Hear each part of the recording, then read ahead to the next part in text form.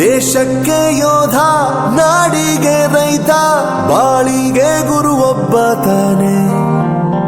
ಅಕ್ಷರ ಕಲಿಸೋ, ಅಜ್ಞಾನ ಅಳಿಸೋ, ಅವನೂನು ಅನ್ನದಾತಾನೆ. ತಪ್ಪು ಸರಿಯ ತಿದ್ದಿ ತಿಳಿ ಹೇಳಿ ಸಮಬುದ್ಧಿ ನಮ್ಮ ಚಿತ್ತ ಶುದ್ಧಿಯಾಗೋ ಹಾದಿ. ಎಷ್ಟೇ ದೂರ ಹೋದ್ರೂ ಮರಿಬೇಡ ನಿನ್ನ ಬೇರು, ನಿನ್ನ ಸಾಧನೆಗೆಲ್ಲ ಇದುವೇ ಆದಿ. ಪಾಠಶಾಲಾ ಪಾಠಶಾಲಾ ಪಾಠಶಾಲಾ ಪಾಠಶಾಲಾ.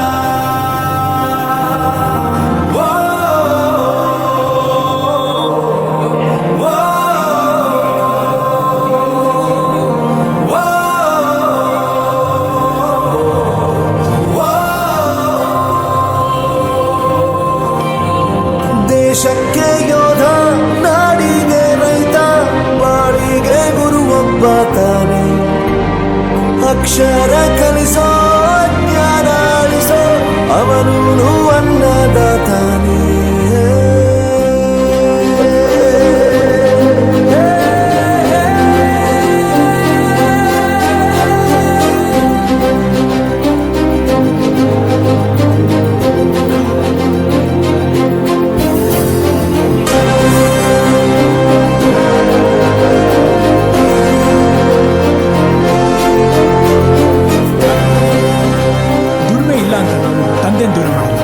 ಆರೋಗ್ಯ ತಪ್ಪು ಅಂತ ತಾಯಿನ ದೂರ ಮಾಡಲ್ಲ.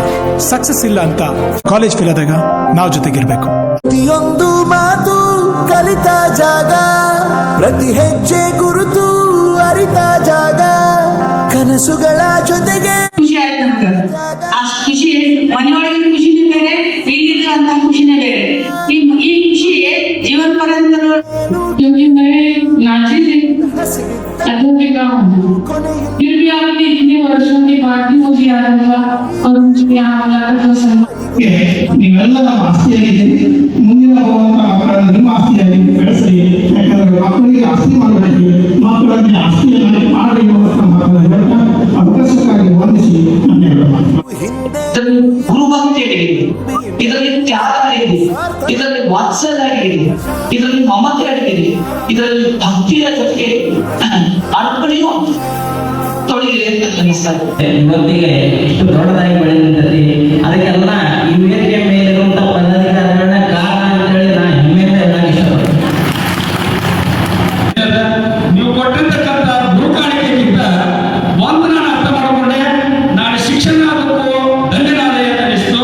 ನೀವು ನಮಗೆ ಒಂದು ಪುಷ್ಪ ಸಮರ್ಪಣೆಯನ್ನು ಮಾಡುವಾಗ ಆಗ ಮತ್ತೊಂದು ಜೀವನ ಅಂತಿದ್ರೆ ಶಿಕ್ಷಕನೇ ಆಗಬೇಕು. ಈ ಒಂದು ಗೌರವ ಇನ್ಯಾರಿಗೂ ಸಿಗಂಗಿಲ್ಲ. ನಾವು ಆ ರೀತಿಯಾಗಿ ನೀವು ಬಹಳ ಗೌರವವನ್ನು ಕೊಟ್ಟರೆ ಅದಕ್ಕೆ ಇನ್ನೂ ಒಂದು ನನಗೆ ಹೆಮ್ಮೆ ಅನ್ನಿಸ್ತದ ಅಂತಂದ್ರೆ, ನಾನು ಕೇಳಿದ್ರೆ ಬೇರೆ ಬೇರೆ ಉದ್ಯೋಗದಲ್ಲಿದ್ದೀರಿ, ಸರ್ಕಾರ ಉದ್ಯೋಗದಲ್ಲಿದ್ದೀರಿ, ಖಾಸಗಿ ಉದ್ಯೋಗದಲ್ಲಿದ್ದೀರಿ, ಸ್ವಲ್ಪ ಎಂಪ್ಲಾಯ್ಮೆಂಟ್ ಮಾಡ್ತೀರಿ, ಅಗ್ರ ಪ್ರಗತಿಪರ ರೈತರಿದ್ದೀರಿ, ವಕೀಲರಿದ್ದೀರಿ. ಇಷ್ಟೆಲ್ಲ ಇದ್ದಾಗ ನನಗೆ ಒಂದು ಅನಿಸ್ತದ, ನಾ ಯಾಕೆ ನಿಮ್ಮನ್ನು ಹೆಮ್ಮೆ ಪಡ್ತೀನಿ ಅಂತಂದ್ರೆ, ನಮ್ಮ ಕೈಯಾಗಿರ್ತಕ್ಕಂಥ ವಿದ್ಯಾರ್ಥಿನಿಯರು ಯಾವುದೇ ಸಮಾಜಘಾತಕ ಕೆಲಸಗಳನ್ನು ಮಾಡಿ ಕಲಿಸಿರ್ತಕ್ಕಂಥ ಶಿಕ್ಷಕರ ತಲೆ ತಗ್ಗಿಸುವ